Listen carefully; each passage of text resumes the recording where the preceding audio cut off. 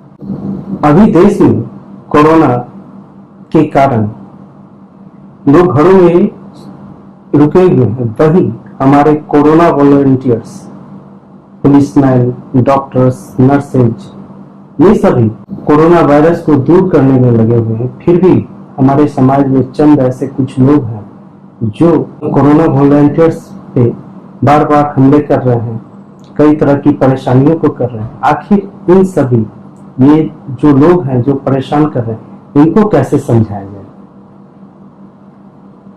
ये बात तो सही है कि कुछ प्रतिशत ऐसी घटनाएं हो रही हैं और कितनी बेमार मानसिकता है ये, अपने ही साथी को ये नहीं पहचान पा रहे हैं।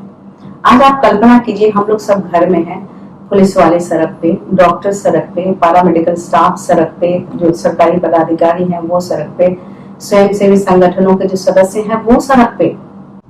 हम बंद होके हमें डर लग रहा है, हम स्टरलाइज करके आपको अंदर आने देते हैं, लेकिन उनका क्या? तो ये समझने से समझ नहीं आएगी, ये बुनियाद है उनके अंदर, उनके सही और गलत की पहचान ही नहीं है। वहां इस कोरोना के दौर में अगर हम उसे समझाना चाहे तो वो नहीं समझ सकते हैं। ये वही लोग हैं जिन्हें अपने ही सकारात्मक चीजों का, नकारात्मक चीजों का ज्ञान नहीं है, अज्ञानी, या अन्य शब्दों में कहें तो ये लोग विक्षिप्त सोच के लोग हैं। जैसे हमारे समाज में रेपिस्ट होते हैं ना, 3 महीने के बच्चे का भी रेप कर देते हैं। उनकी मानसिकता और इनकी मानसिकता में बहुत फर्क नहीं है, सोच का प्रॉब्लम है, सोच का। जो हमारे लिए उसका भी परिवार है, हम तो लॉकडाउन में अपने बच्चों के साथ है भैया, लेकिन वो बाहर है, लेकिन वो रेपिस्ट है, मेंटल रेपिस्ट है।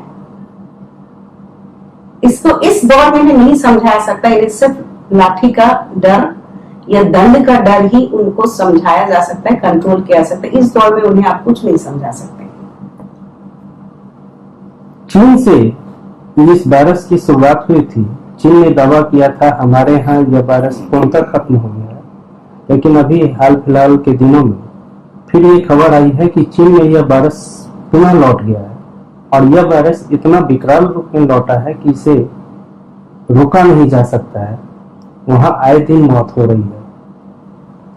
देखिए, अगर कहें और सारी बातें सच्ची हैं या शोध सही है, जो जानकारियां हम तक पहुंची है, तो ये सच है। जो हम दूसरों के लिए कुआं खोदते तो खाई आपके लिए भी खुद जाता है।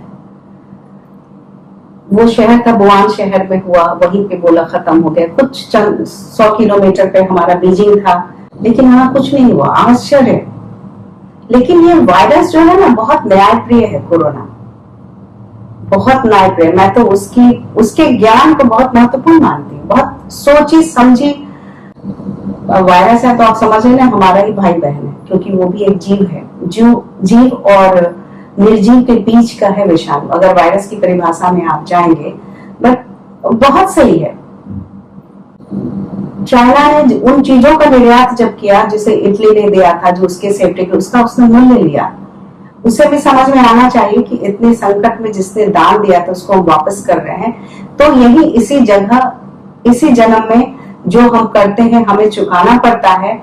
तो चाइना फिर वापस लौटा है, चूंकि वही अपराधी है।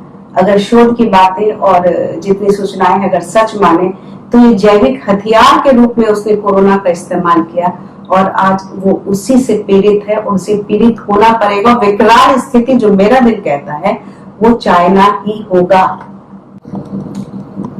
इसमें कोई शक नहीं है। और भविष्य बताएगा इसका, जो भी उत्तर हो या जो भी निर्णय हो या जो भी स्थितियां आएंगी। चीन की संस्कृति में मांस और पशु मांस और पशु के सींग और कई चीजों से दवाई बनाई जाती है।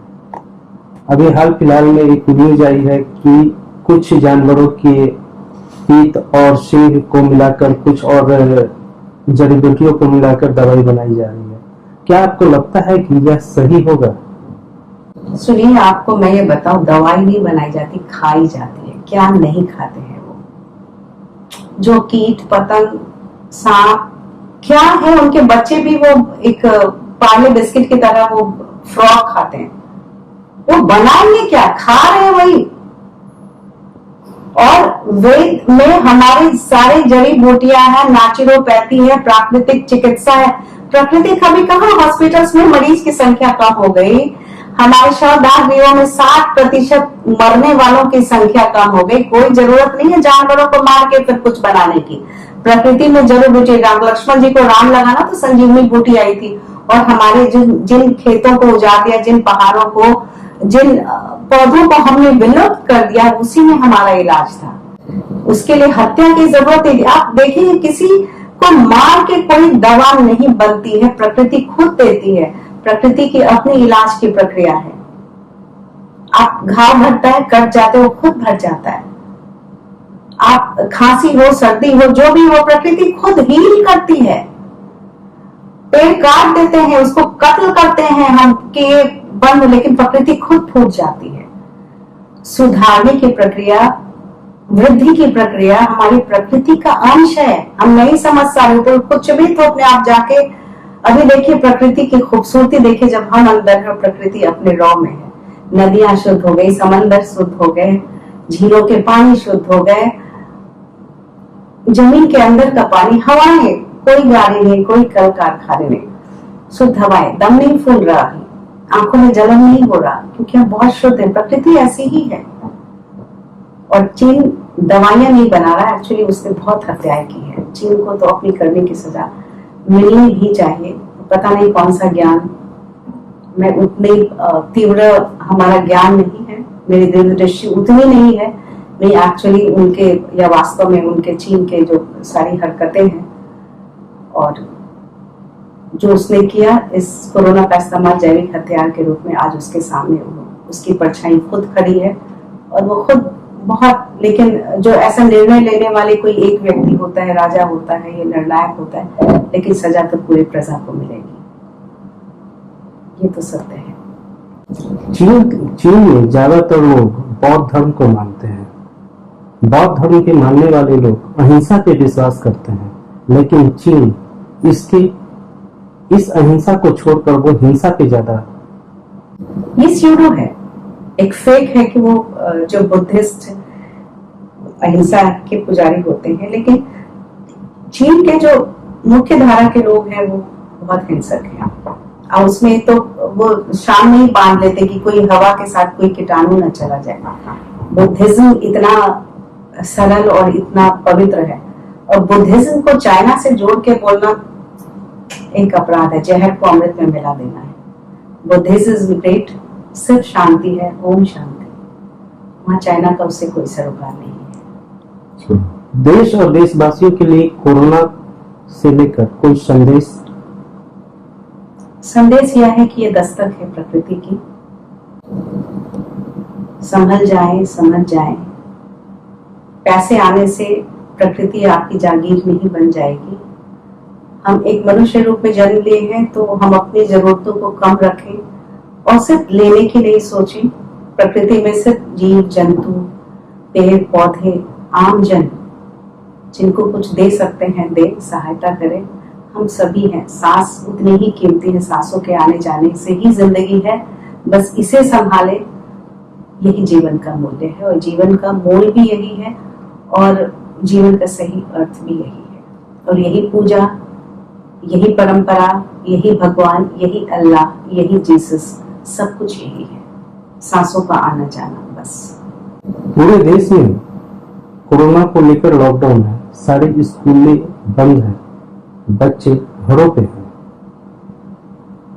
तो बच्चों को कोरोना से और पढ़ाई को लेकर कितने सेंसिटिव होने चाहिए? मैंने तो बच्चों के लिए अभी एक हमारा मैंने फेसबुक पे डाला था कि बच्चे, अगर सब कुछ है तो मैं अकेली हूँ पिछले 1 महीने से, कोई भी नहीं मेरे साथ, लेकिन मैं बहुत व्यस्त हूँ, क्योंकि ये गोल्डन पीरियड, इतनी छुट्टियां कभी नहीं मिलेंगे। फिर बच्चों को भी मैंने बताया कि आप इस घर के रह के समय को भी आप उसको एक टाइम टेबल दें, एक दिनचर्या बनाए और एक कॉपी बनाए जिसको कोविड 2020, कोविड-19 और लॉकडाउन 2020 की कॉपी बना के एक दस्तावेज बनाए। आप जो अनुभव कर रहे हैं उसको लिखें, अपने परिवार के अनुभवों को लिखें, आप संगीत, नृत्य, ड्राइंग, सब कुछ उसमें शामिल, एक पूरा दस्तावेज बनाए जो आज से 10 साल बाद, 20 साल बाद ये आपकी अपनी खाती होगी, आपके वर्तमान की निशानियां इसमें दर्ज होगी। और कल को ये जैसे हमारा बिहार में जब 1934 में धरती डोली थी, जो हमारे जब बच्चे थे तो पूछते थे आपका जन्मदिन कब है, तो एक धरती डोलल रहे ना वही साल के बाद, चाहे 2 साल पहले, मतलब इट वॉज अ लैंडमार्क। तो like lockdown 2020 will be a landmark for हम सबके लाइफ टाइम के लिए। तो बच्चों के लिए भी लैंडमार्क होगा। एक कॉपी बनाइए, सारे अनुभव, रामायण महाभारत, लॉकडाउन, 14 तारीख, फिर 3 मई, फिर क्या पता नहीं। पापा भी घर में, माँ भी घर में, सबके घर में है, बदमाशियां करें। और जो बॉन्डिंग टूटी थी, बहुत सारे तो किससे टाइम नहीं देते, मेरे पति पत्नी टाइम, मुझे लगता है अदालतों में भी कुछ केस कम हो जाएंगे, क्योंकि साथ रहने से प्यार तो बढ़ ही जाता है। इसलिए ये एक बड़ा सुंदर सा, और एक और खास बात, 22 तारीख को जब हमने 5 बजे वो तालियां घंटी बजाई, तो मैं बहुत ही अंदर से, मैं नहीं बता सकती, पहली बार लगा कि हमारा भारत देश एक है और हम एक सूत्र में बंधे हैं। बड़ा अद्भुत नजारा था। सो हैप्पी, बहुत रोई मैं, मेरी आंखों से आंसू बहे कि सच में ये हमारे सपनों का भारत है, और ऐसा ही रहे बस।